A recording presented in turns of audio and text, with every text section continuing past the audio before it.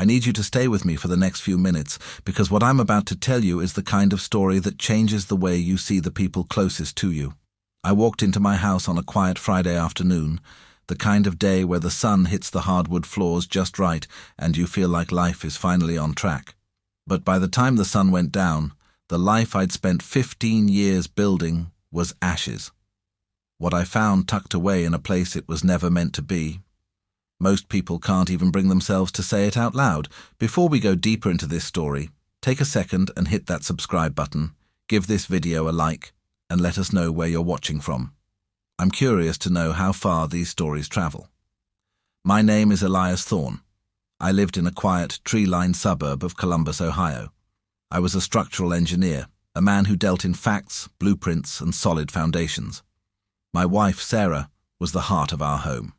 She was a pediatric nurse, soft-spoken, and a devoted mother to our two kids, Leo and Maya.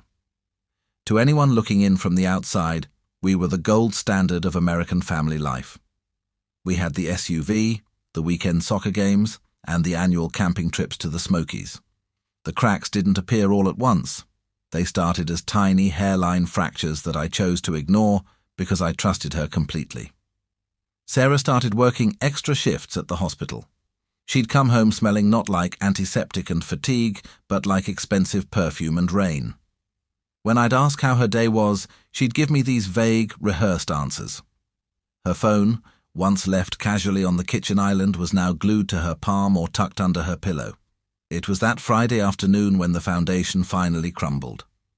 I had come home early to surprise everyone with pizza and a movie night. Sarah wasn't home yet, and the kids were at a sleepover. I went to the basement to find a specific board game, but as I reached for a box on the top shelf of our storage closet, I knocked over an old decorative vase Sarah's mother had given us. It shattered, and among the ceramic shards lay a small silver USB drive and a burner phone. My heart hammered against my ribs like a trapped bird. I took the USB to my office and plugged it in. I expected maybe financial secrets, hidden credit cards, or debt. What I found was infinitely worse. There were folders labeled with years, stretching back a decade.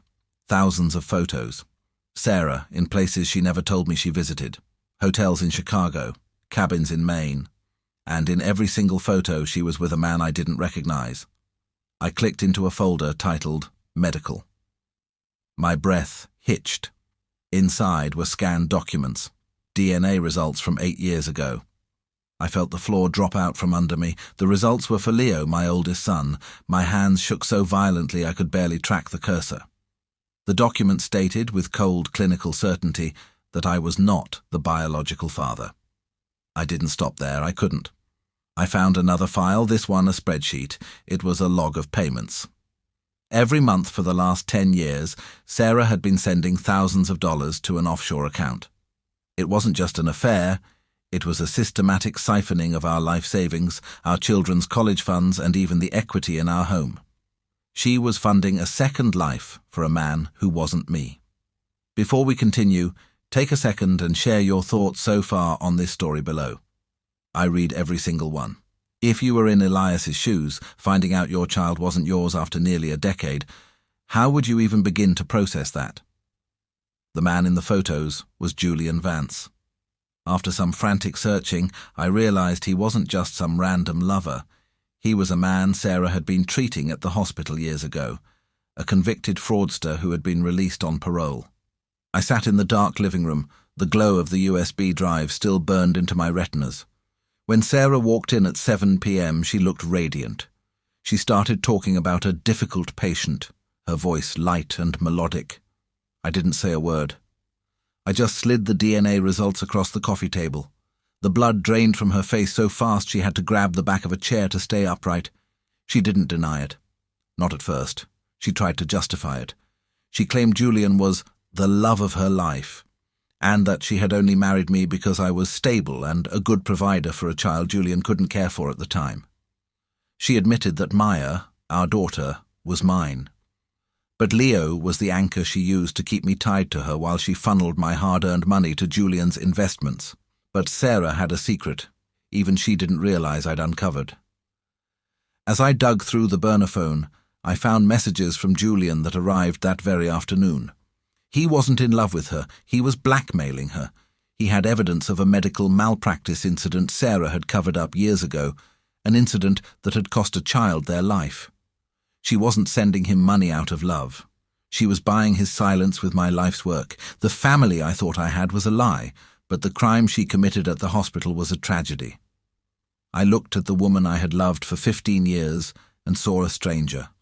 A cold, calculating stranger who had sacrificed her integrity, her husband, and even her children's future to protect her own skin.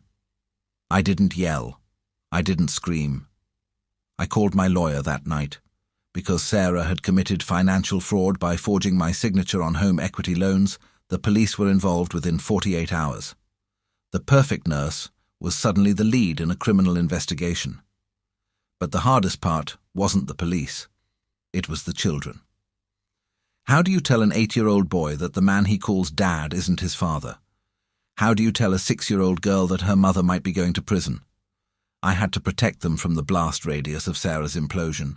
I moved them to my sister's house in Indianapolis just to give them a moment of peace away from the sirens and the lawyers. While Sarah was out on bail, she tried one last desperate move. She tried to flee the state with Julian, but Julian, ever the predator, had already cleared out the offshore account she'd been filling for years. He vanished, leaving her with nothing. No money, no husband, and no children.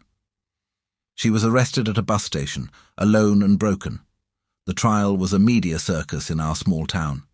The truth about the medical cover-up came out, and Sarah lost her license and her freedom.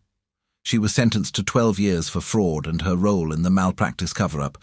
She had tried so hard to hide the truth to save her lifestyle, but in the end, the weight of those secrets was what crushed her. Before we go deeper, I would love to hear your point of view. Tell me what part hit you the hardest in my story and share your thoughts in the comments. Is there ever a path to forgiveness for a betrayal this deep? Today, I'm still in that house in Columbus. But the hardwood floors don't feel the same. Leo knows the truth now. I told him that biology doesn't make a father. Love, presence, and sacrifice do. He's still my son, and I am still his dad. We are rebuilding. It's a slow process, like clearing away the debris after a hurricane. But the air is finally clear, the secrets are gone, and though the revenge was served by the law, my real victory is the peace I've found with my children. Thank you so much for sitting with me through this journey. If this story touched you, please take a moment to like the video and subscribe to Family Secrets and Revenge. Your support helps us bring these powerful stories to light. Please share your overall thoughts on my story in the comments below. I'll be there reading and responding. Until next time, stay safe and keep your loved ones close.